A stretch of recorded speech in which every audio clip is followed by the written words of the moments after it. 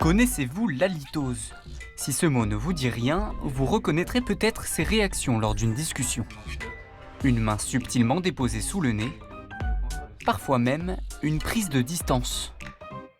L'halitose, ou plus communément appelée la mauvaise haleine. Un problème commun qui toucherait environ un Français sur 3.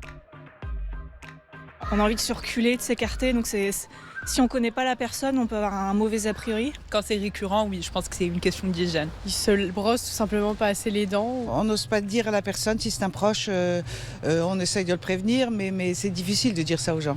Je pense que c'est un peu tabou, comme tous ces sujets-là, surtout quand c'est lié à la santé et que oui, c'est mal perçu. Un sujet longtemps tabou entre Pascal et sa cousine.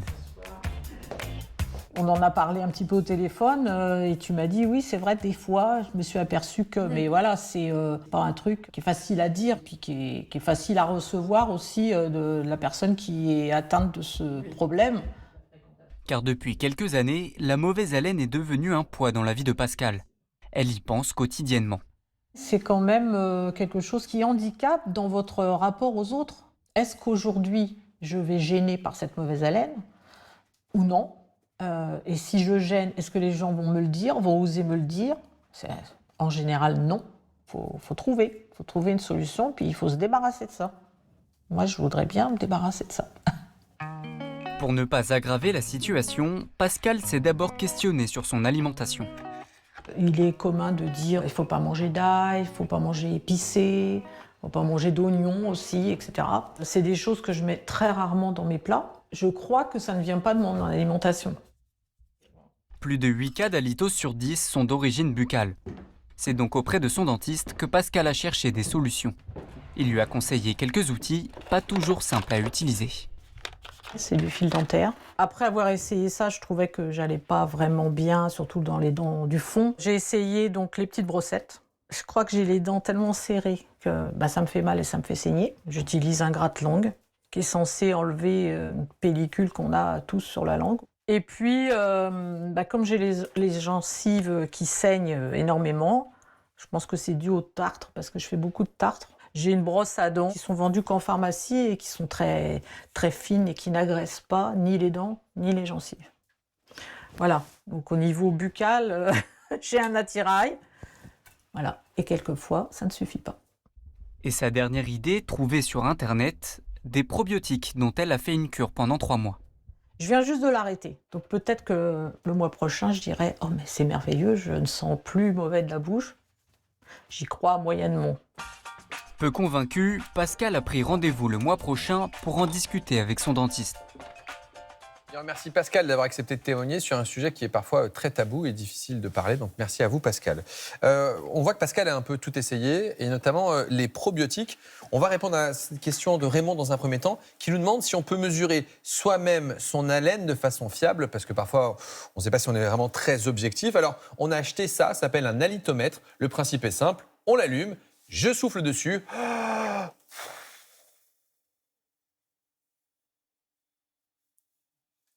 Moment de vérité, on a un niveau, là j'ai le niveau 1 de la mauvaise haleine, donc a priori c'est au vert, je pue pas de la bouche, c'est plutôt rassurant. Le principe c'est quoi justement de cet halitomètre? Le principe de l'halitomètre c'est de mesurer les composés soufrés qui sont dans l'air expiré et donc on a des différentes échelles qui vont permettre de dire si on a mauvaise haleine ou pas. Parce que le problème de l'halitose, c'est qu'on ne sent pas son odeur corporelle et donc on ne peut pas se rendre compte réellement si on a mauvaise haleine. Alors il y a des petits trucs, c'est la technique dite de l'airbag. On place sa main devant son visage, on souffle et on va inspirer, donc l'air qu'on vient d'expirer. On a connu ça tous pendant la période Covid, en portant les masques, on peut se rendre compte si on a mauvaise haleine. Et l'autre truc, c'est on dépose un peu de salive sur le creux de son poignet, on attend quelques instants et on va sentir donc le creux de son poignet et on va savoir si on a mauvaise haleine ou pas. C'est assez empirique, mais c'est ce qui est utilisé aussi dans les cabinets dentaires pour vérifier si quelqu'un souffre réellement d'halitose. Est-ce que, là, par exemple, j'ai un peu mal à la gorge, je prends des pastilles. Bon, est-ce que le fait d'avoir une inflammation dans la gorge peut influer sur la Oui, laine? ça fait partie de ces 10% d'origine de l'halitose. Et donc, ces 10 autres % sont des infections ORL. Si on a une sinusite et un jetage postérieur, un écoulement qui se fait donc en arrière-gorge, eh bien, ça va favoriser aussi la mauvaise haleine. Si on a du caséum amygdalien, donc des cryptes au niveau des amygdales, c'est des zones de rétention de bactéries qui vont favoriser la mauvaise haleine. Janine nous demande si le reflux peut favoriser la mauvaise haleine. Le reflux peut favoriser, ça représente 1 ou 2% des cas uniquement. Donc c'est plutôt très rare. Que penser des dentifrices spéciales haleine? Sont-ils vraiment différents des autres? Oui, ils sont différents, ils sont réellement efficaces. La plupart, comme les bains de bouche pour la mauvaise haleine... On en a acheté justement pour voir, on ne savait pas si ça valait quelque chose. Voilà, ils contiennent du zinc et le zinc va venir se coupler au composé soufré et donc va stopper la mauvaise odeur de ces composés soufrés. Ah oui? Ça va bloquer les composés soufrés. Mais ça ne traite pas la cause. Ça ne traite pas la cause, mais en tout cas, ça va vraiment faire disparaître la mauvaise odeur. Alors, il faut vraiment faire attention dans les bains de bouche que l'on utilise.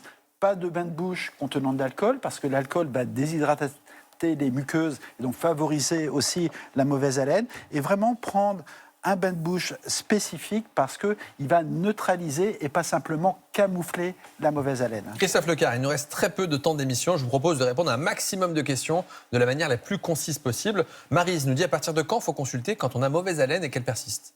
Eh bien, dès qu'elle persiste plus d'une semaine, il faut consulter. Les chewing-gums sans sucre sont-ils une bonne solution ou un cache-misère?